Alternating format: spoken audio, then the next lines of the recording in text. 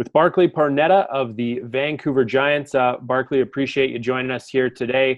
2020 WHL Bantam Draft is in the books. You look back on Wednesday afternoon, and how do you feel about what you and your scouting team were able to accomplish? Well, I'm extremely proud of our scouts. Under the circumstances, I actually remember saying earlier on when the sort of what was happening in the world was going on, I actually said to them, look, do you guys think we can do this draft without these year-end events? And they said, absolutely. So, all of our scouts right down from our area guys to Daryl and Terry Bonner, they were prepared. So we felt going in, we were pretty confident and ready for it. Now, with your first round pick, 10th overall, you're able to select Mazdan Leslie. What is it about his game that really stood out to you and your group? Well, I think one of the biggest things is Mazdan's year as a first-year Bantam. I mean, if you were standing in the rink with me and you told me that you would get him at 10 overall after watching him in his first year Bantam, I would have said you were crazy. He's just an offensive, creative guy. I mean, he takes risks, but players like that do that. And, he had a solid year in midget. He's a strong kid that competes hard, too. I think physically he's a very mature kid, one of the most mature ones in this draft class right now. So, his family is very good. They're familiar with our league as well, and the viewings that we all had on him were really good. So, if there's an Alberta Cup this year, I don't think we see him at 10. Fair enough. Obviously the loss of some of those events, I think, probably factored into how the draft played out. Now, it was a busy day for your group the whole way through. You make 12 selections at the draft. Is there anything that stood out to you about some of those later rounds? What did you like about, what you're able to get further down the line?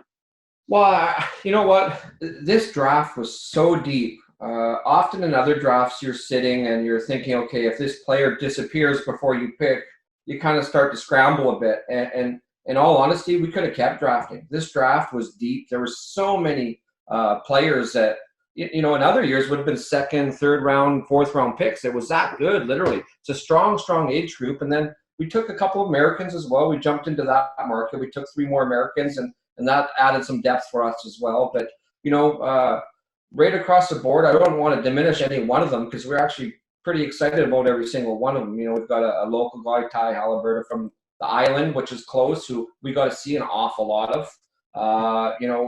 Right down the line all the way through to some sort of other picks that may have not been as well known. So, no, we're really proud, and I'm really happy of how it all turned out. We've got a good mix of goalies and D and forward. So, yeah, it worked out really well for us.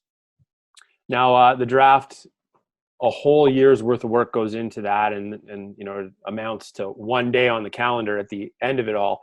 But, there's a lot of work to be done that follows the draft. So what's next on the calendar for you and your hockey operations team?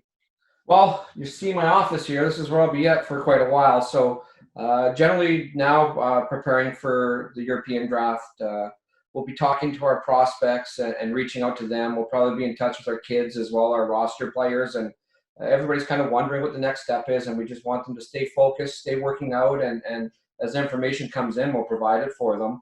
We'll start to look at, the chance of the training camp and kind of format we may choose to do. And all the logistics of that as well, hotel rooms and whatnot. So I think we've got a plan and prepare for once this thing all sort of gets approved and we know exactly what's happening in the world and get ready to go. Last question I'll ask you here.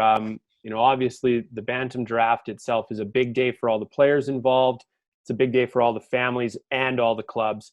What kind of message would you have for prospects leaving the draft to help set them on the right foot for the next stage here? Well, the draft really is just the start. And you know what? It's the next step.